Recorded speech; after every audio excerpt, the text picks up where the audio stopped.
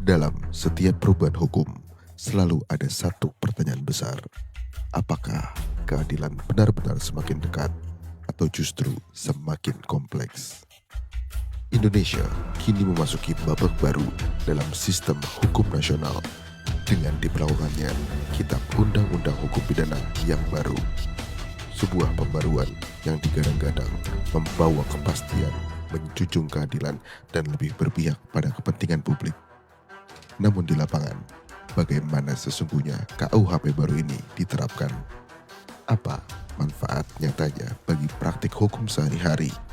Dan faktor apa yang menentukan keberhasilannya?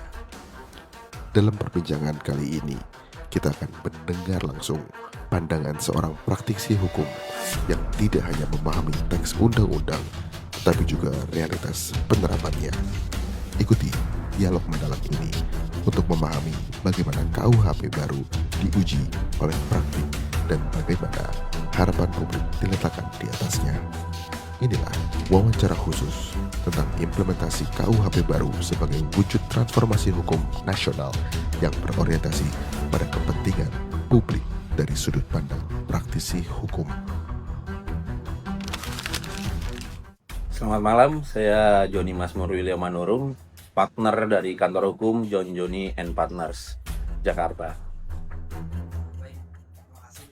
Bagaimana pandangan Bapak sebagai praktisi hukum terhadap implementasi KUHP dalam konteks pembaruan sistem hukum nasional? Implementasi KUHP baru dalam sistem hukum nasional kita ini sebenarnya undang-undang yang memang sudah ditunggu-tunggu untuk pembaruan undang-undang kita. Khususnya terkait dengan KUHP yang usianya memang sudah cukup lama kita gunakan dan akhirnya diperbaharui semenjak dirumuskan dan disahkan di 2023 dan dijalankan di 2026 ini semenjak Januari.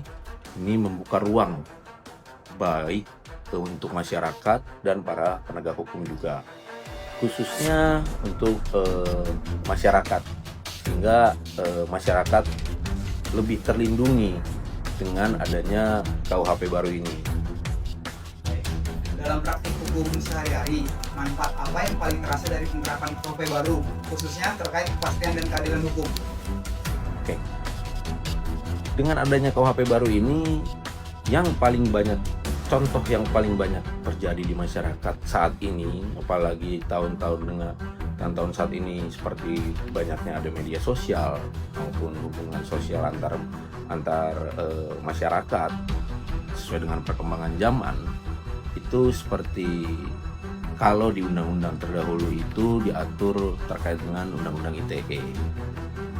Di KUHP baru ini sudah ditarik dan sudah dikodifikasi dalam KUHP baru ini terkait dengan ITE.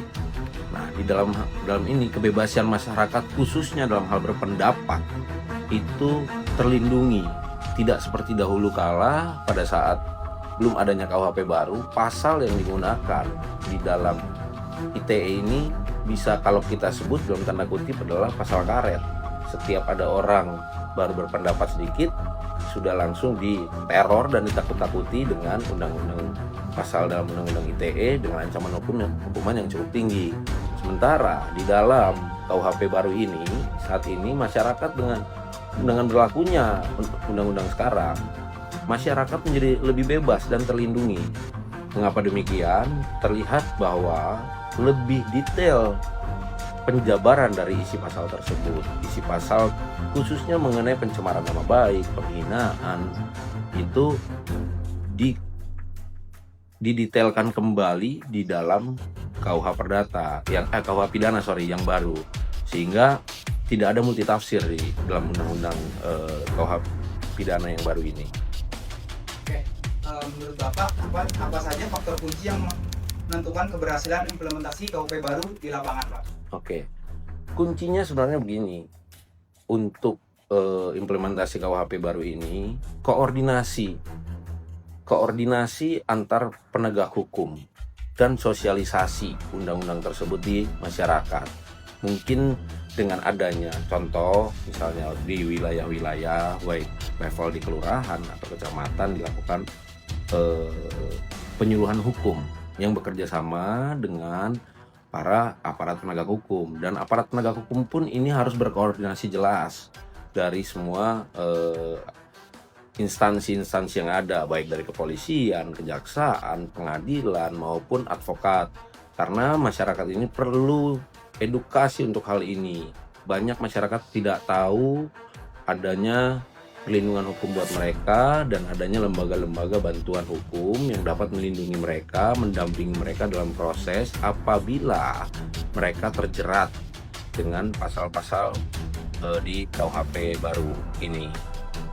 Baik, mungkin yang terakhir, apa harapan dan pesan Bapak terkait implementasi KUHP ke depan baru agar benar-benar berorientasi pada kepentingan publik? Oke. Harapan saya dan mungkin saran saya juga, ini harus banyak melakukan sosialisasi ke masyarakat. Edukasi pada masyarakat ini penting untuk mengurangi rasa takut masyarakat berhadapan dengan hukum. Karena mau bagaimanapun sehari-hari kita itu diatur dengan hukum. Masyarakat banyak yang tidak tahu mengenai hukum, apalagi penegakan hukumnya.